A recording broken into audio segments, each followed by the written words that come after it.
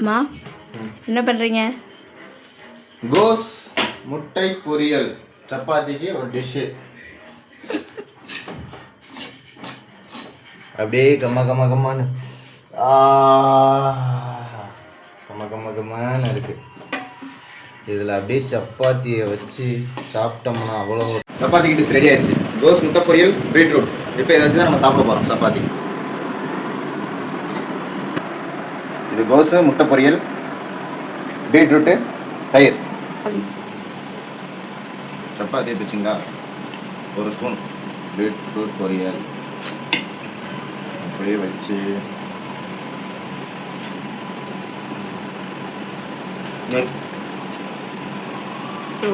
இது கோஸு முட்டை பொரியல். நீ டேஸ்ட் பண்ணு.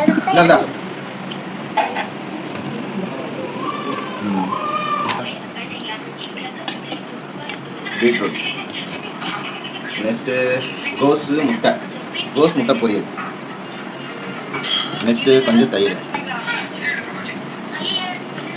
அப்படியே சுருட்டி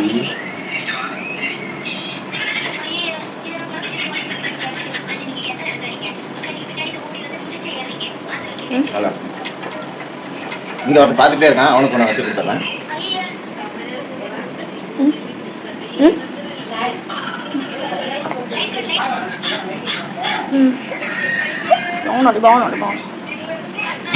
நெக்ஸ்ட்டு இந்த பையன் ரொம்ப நேரமாக பார்த்து ஜொல்லே ஊற்றிச்சு வாயில்.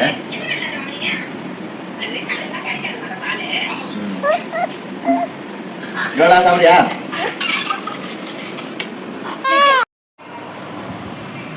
வீட்டில் இதே மாதிரி செஞ்சு சாப்பிட்டுட்டு கமெண்ட்ஸில் எப்படி இருந்துச்சுன்னு சொல்லுங்கள்.